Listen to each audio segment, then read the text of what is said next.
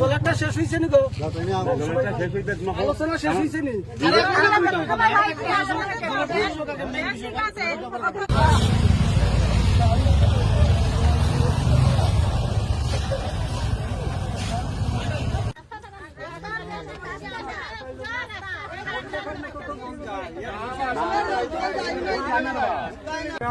ওখানে শুধু জল আধা ঘন্টা খাবার হইতো না, আধা ঘন্টা খাবার হচ্ছে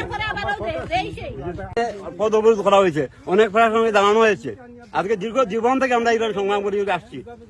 এখানে কত পরিবারের বসবাস? অন্তত কমসে কম 300 পরিবারের বসতি আছে এখানে।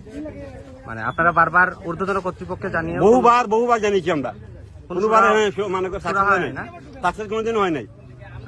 আজকে এখানে তো কত অবরোধ হচ্ছে, কতক্ষণ হবে? প্রায় ঘন্টা 6 হবে। কোন সরকারি আধিকারিক এখানে এসছেন? আসছে থানা থেকে এসছে? হ্যাঁ, থানা থেকে এসছে। ব্লক থেকে কোনো আধিকারিক? ব্লক থেকে কোনো আধিকারিক আসছেন না, এখন প্রধান সাহেব এখানে এসছেন, ওনার সেক্রেটারি এসছেন। আপনারা প্রধানকে জানিয়েছিলেন? প্রধানকে তো দীর্ঘদিন তিনি জানেন, তিনি আমাদের এলাকার লোক, এখানে লোক। কোনো ব্যবস্থা গ্রহণ করেননি? তিনি চেষ্টা করতেছে কিন্তু কোনো ব্যবস্থা আমরা পাইতেছি না। তো কতজন চেষ্টা করে। আমাদের বিশেষ করে জল এবং রাস্তা দুইটার সমস্যা। আমরা দীর্ঘ 100 বছরের বাসিন্দা, কেন আমরা আজ পর্যন্ত জলের সুবিধা পাইতেছি না, কারেন্টের ব্যবস্থা পাইতেছি না। এই জন্য আমাদের রাস্তা অবরোধ।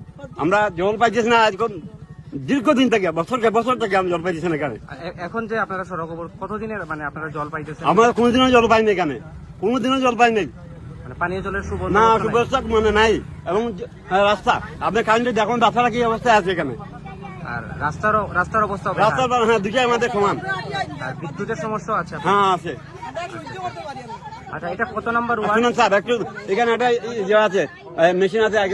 কয় মাস হয়েছে রে? 2 মাস থেকে 3 মাস হয়ে গেছে, আমাদের জলের ব্যবস্থা নাই, পানীয় জলের ব্যবস্থা ক্ষেতের জন্য। কত নম্বর ওয়ার্ড এটা? এটা 5 নম্বর ওয়ার্ড, প্রত্যেকটা গাঁও। হ্যাঁ, আচ্ছা। আপনার নাম? আমার নাম সুকুমার দেবনাথ।